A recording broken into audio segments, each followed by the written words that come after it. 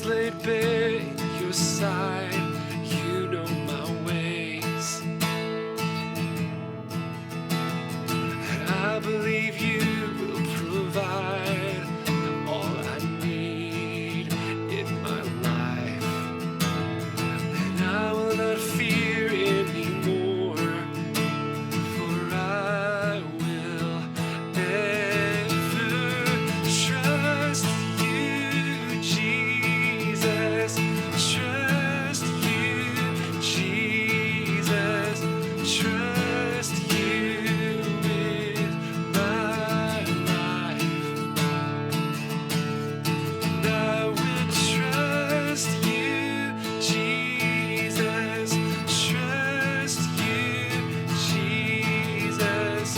Trust you with my life. You hold the world in your hands, God of mercy and might. You knew me before I was born, called me by name. But how could I ever respond but to fall and adore? And I live to know you more, Lord. I will ever trust you, Jesus. Trust you, Jesus. Trust you with my life. I will trust you, Jesus. Trust you, Jesus. Trust you with my life. Let not the wise trust in their wisdom. Let not the strong boast in their might. Let not the rich glory in riches. I will trust you. Let not the wise trust in their wisdom. Let not the strong boast in their might. Let not the rich glory in riches. I will ever trust you, Jesus. Trust you, Jesus. Trust you with my life. And I will trust you, Jesus. Trust you, Jesus. Trust you with my life. Hi guys, my name is Meg. I'm a junior at OU, and I wanted to share some encouragement with you from Psalm 57, 2-3. It says, "Be gracious to me, O God, for my soul finds shelter and safety in you. In the shadow of your wings I'll take refuge and be confidently secure until destruction passes by. I'll cry to God Most High, who accomplishes all things on my behalf, for he completes my purpose in his plan." I know this season looks a lot different than we expected, and that might have some disappointment and fear and loneliness along with it. And I just encourage you to take refuge in him. And God just recently renewed my hope for this season. Someone asked me, in 3 to 5 years, what do you hope to look back on this season and be able to say, like, wow, God really did that? So I just encourage you to have vision for this season. God is working, and you can take your refuge in him. Hey, welcome everyone. We're so glad you're joining us tonight. So this is a little thing that we're doing that we're calling Paradigm Tabletalks. And over the next few weeks, on Tuesday and Thursday nights at 9 o'clock, we're going to be releasing some interviews that we're doing with some people that we think pretty awesome to get to hear from. So they're going to be interviews talking about life, how to walk with Jesus, how to endure through this pandemic. We just think some overall stuff that's going to help you to grow with Jesus and walk through this. So some of you all, I know this may be the first time you've ever seen anything that we've done, or you just found this link online or wherever it may be. And if that's the case, we just want to say welcome. We're so glad that you're checking it out, and we would love to get some more info to follow up with you, how to pray for you, to get you in some of our Bible study groups on Zoom, which yes, we do have some different groups on Zoom all throughout the week going on, and you can find more information about that at oubcm.com and on our Instagram. So, but if you are new and you're welcome, we would love to get to follow up with you a little bit more. So if you could text welcome to the number 844-691-0873. We'll follow up with you as quick as we can to be able to pray for you, to get encourage you, help. Man, sometimes just to talk to someone during this time is worth it. So we would love to get you to be a part of that. Also, as we're doing these interviews throughout the next couple of weeks, there will be opportunities, some limited spots to get you all involved in the conversation as well. And if that's the case, send us a direct message on anything, or text that number and put it on Instagram, whatever, and we would love to get you in some of these Zoom calls with us. But with that, glad you're here. Join us, welcome us, enjoy the interview tonight. Thank you all. Well, hey guys, welcome back. I'm your host, Wyatt, and I'm joined by some awesome guests. As always, Shane Kammerer, the director of the OU Baptist Collegiate Ministry. And today we're sitting down with Max Barnett. Max, why don't you introduce yourself to us? Well, guys, I had the privilege of being the director when it was called the Baptist Student Union at OU for about 37 and a half years. Retired there in 2014.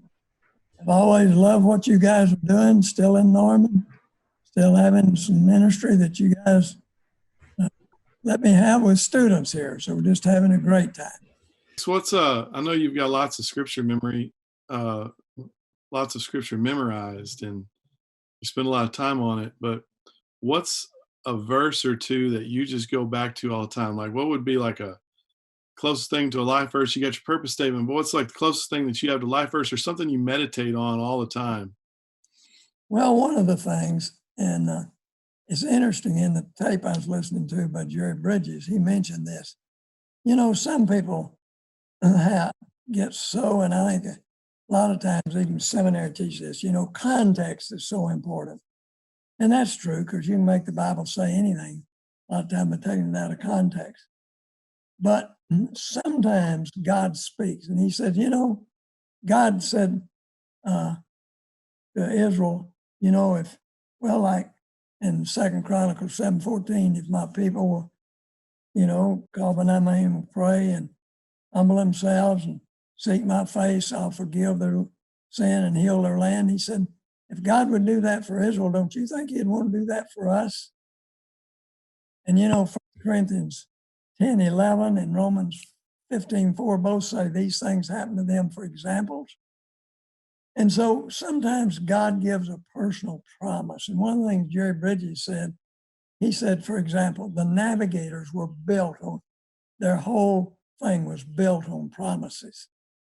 And some of them you might think were out of context, but like, for example, one time Lauren, I happened to be at the Glen, and Lauren Sandy said, while you're here this week, won't you ask God to give you a promise for your life?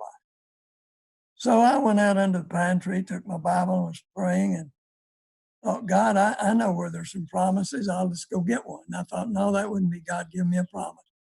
I was reading in the book of Isaiah. That was when I was in college at Texas A&M, all men's school.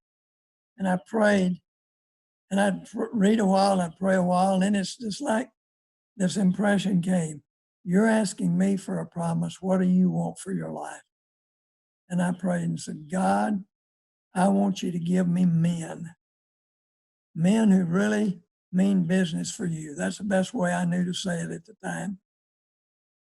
And not only men, I realize not everybody's a man, give me people. And those two words form my mind. God, give me men, give me people. And the very next verse I read was Isaiah 43:4. So since you were precious in my sight, you have been honorable, and I have loved you. Therefore will I give men for you and people for your life. And I remember when I was in seminary the first time, a guy and working on his PhD, trying to talk me out of that. Oh, you took it out of context. Well, I know if I was teaching the book of Isaiah, I wouldn't teach that as the reason it was written for Max to sit down under a pine tree in Colorado. But I know one thing, God gave me that as a personal promise, and I'm seeing it fulfilled. So there are many general promises, but sometimes And I remember when we were taking Brett and some of us were driving along in my old station wagon, we're going to look over these campuses where they could go. We were going to, Bob was already knowing that he was going to go to Kansas State, that he was in Vietnam at the time. He knew he was going to come back and go to Kansas State. But Jack Owens and Brett Yon didn't know where you were going. And we were driving along, and one of the guys on staff with us was Wayne Wright. So as we drive along, he was reading the Bible. We came to Psalms 150, Psalms 105, verse 11 through 15. He said, God said, I'll give you the land. And he goes on to say that when there were few men in number, very few, and strangers in it, they wandered about from nation to nation, from one people to another. God permitted no one to oppress them. He reproved kings for their sake, saying, do not touch my anointed ones, and do not my prophets no harm. Well, we were wandering around, and that really spoke to us. We were wandering around one place to another, and God was protecting us. Now, when we got to Iowa State, we were talking to the committee. They said, well, if you send the guy up here and we don't like him, what if we fired him? I said, well, if you fire him, he's fired. Well, who's going to be his boss once he gets up here? I said, you'll be his boss. Only heart ties we have are heart ties. And they were so negative, and it looked like it wasn't going to work out at Iowa State. Then all of a sudden, I mean, just like that, that whole atmosphere changed. And I just thought, God said, I will rebuke kings for your sake. Man, that thing changed. They wanted Jack, and he went up there and had a phenomenal ministry. And out of that ministry that he started, later Troy Nesbitt changed his salt company, started a church out of that, running over 2,000, and they have about 1,400 college students in their ministry. So I've seen God give us promises that may have seemed out of context, but when you're praying about something, and I remember one of my seminary professors, Dr. Chafin, said one time, sometimes God will speak out of context. And Preacher Hallett said here one time, you cannot imprison God in the prison of context. And he used an example. His son and daughter were going to Brazil as missionaries. They got outside Brazil, and the government wouldn't let them in at that time. As many years ago, they sent a telegram back saying, Dad, they won't let us in. We can't get in. Well, he got up the next morning, having his quiet time as usual, and he came across Isaiah 45, 22. I will go before you, break in pieces the gates of brass. I'll cut in sunder the bars of iron. Now, preacher was praying about that situation. That verse spoke to him. So he walked into breakfast and he told his wife, he said, hon, they got in. I know God gave me a promise. And he got the telegram back, and he had gotten in. You read the life of Hudson Taylor, George Mueller, read the life of the great saints. You'll find that promises was a very important part of their life. Well, Max, you know how today's students have so much anxiety and so much depression. I mean, it's just running rampant. First of all, has there been a time in your life where you've kind of been either down about something for a long time, a significant period of discouragement, or you just were discouraged about something, and how did God use scripture, or how did he help you overcome that? Yes, I have done that. Right after I came, the honest truth is, we had executive council, 14 members, and had a freshman council, 14 members. I was supposed to spend 14 hours a week with just the council members. We had a guy in charge of evangelism that didn't even believe in it. I mean, it was really, really hard. And as I began to try to turn the ministry, some of the students really didn't appreciate it, because here they had been elected to a position. And yet when I began to go out and take the guys that were interested in evangelism, like Brett and Bob, and these guys began to come to the surface. And like one guy said on the council one time, well, I may be designated as supposed to lead this ministry, but nobody's following me. And really, it really, times there was a reaction from some of the students. And I honestly didn't know if I'd have a job the next day. I mean, I'm serious, because I knew that if it came to a head, I would probably be the one that'd have to leave. And like one girl said one day, I just want to come to the BSU to get a Coke. I said, you mean come over and have a discussion? No, I just want a place to come get a Coke. So you don't think the BSU Center needs to be any more than just a place to come get a Coke? She said, no, that's all I want. And she was a council member. And so I went through and then the lady that lived there, the building looked like a secondhand junk shop. She was in charge of that. And there's just a lot of discouragement that first year or two. I went through some very, very discouraging times. And the only thing I knew to do is just, God, help. And over a period of time, he brought me out of that and brought me through it. So, one of the things, Shane, I think people need to learn. I don't think anybody learns to walk with God, but what they go through some lonely times. And I think these students need to realize, while you're going through that, where do you turn? When you're despondent, where do you turn? Turn to God. Begin to spend more time with him and look to him instead of just, well, I'm away from my friends now, I'm all discouraged. Well, maybe God's pulled out some of this support system you had to see, do you really want to walk with God? Then go to him. And I know this sounds like a simple answer. It's not. But going to the Lord and learning to take your needs to him, your discouragements to him. Read the Psalms. You find that oftentimes the psalmist was griping to God about things. God can take it. Tell him how you feel. But don't try to fill your life with a bunch of stuff and neglect your time with God. Well, Max, I remember you saying this one time that sometimes the BSU, all we did for some people was help them find a mate. And, I've heard you say that. I don't know if you take credit for that, but what do you say to men and women who are trying to date? You're going to have a certain kind of framework put on your life by the woman or man you choose. Right. What kind of advice would you give them, and how do you feel like that affects your personal ministry as well?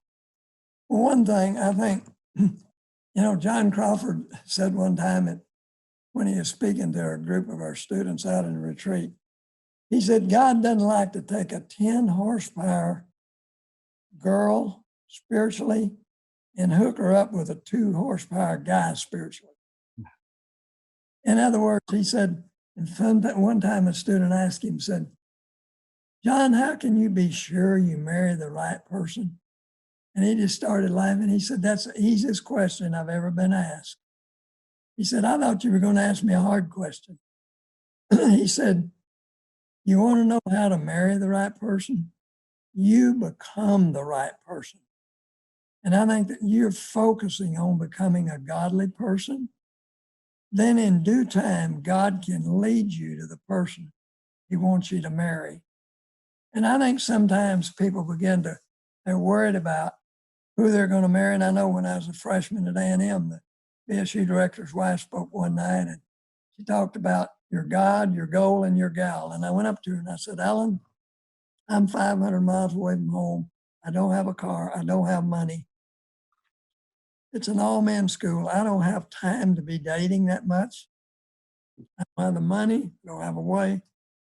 I said, but I don't think that'll limit God to leading me to the right person in the right time. She said, Max, I agree with you, but you'll have to prove it in your own life.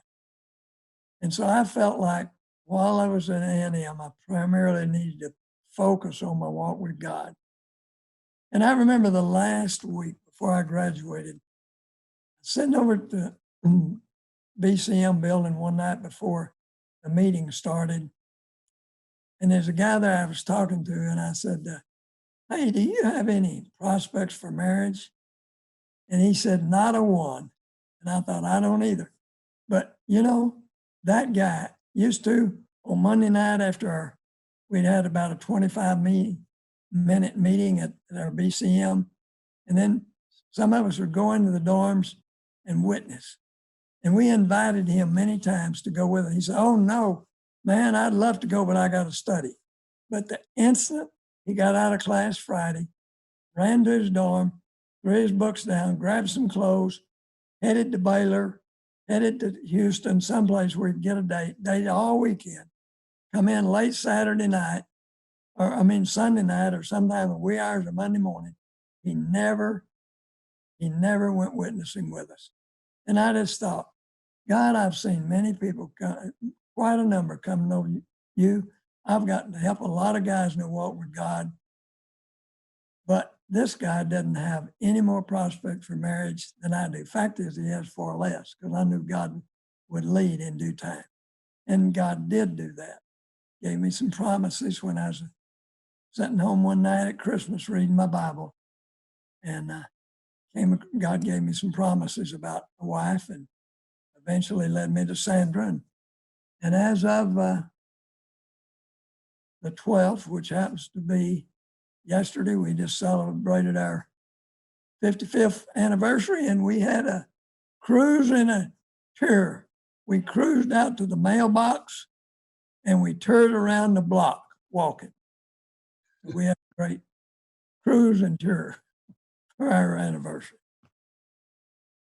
I know that you're just a big time reader, and you've got some books that you probably would suggest, like biographies. What are some books that you've been able to just devour and read, and that have really blessed you that you think people should read?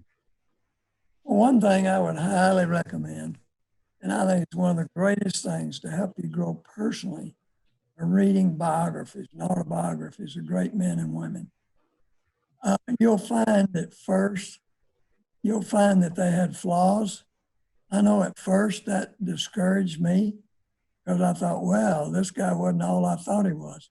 And then it really encouraged me. I thought, well, then maybe God, you can use me, because everybody has flaws. And so I think biographies, reading men and women, and even in secular realms that were outstanding in areas. When we were in Dallas, there's a Neiman Marcus, was a store, and this guy would go travel around the world to find who makes the best handkerchief in the world. And so I read his story, because here was a guy that he wanted excellence. I think one of the great books you ought to read is The Leadership Challenge by Posner and Cozy. It's a secular book.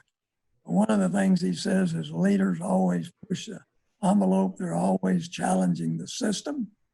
And you have to do that to make progress. And so that's a great book. I just read one recently on excellence. That's terrific, by Horst Schultz. Great book. But I love to read, and I find I do it more in spurts. I don't always read in a book every day, because my time is so varied. But I do love to read. Sometimes I'll get hungry and read a book in a day or something. But reading and learning, I think a man that will not read and a man that cannot read come out at the same place, and that's ignorant. Yeah. We need to learn from others who've gone down the path. And reading of the life of Hudson Taylor and George Mueller and Dawson Trotman and Bill Wallace of China, C.T. Studd.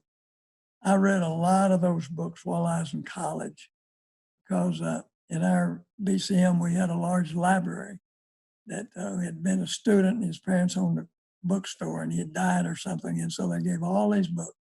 So I read the life of Spurgeon and D.L. Moody and Charles G. Finney, Hudson Taylor, George Mueller, all of these in college. And that was a real challenge to me.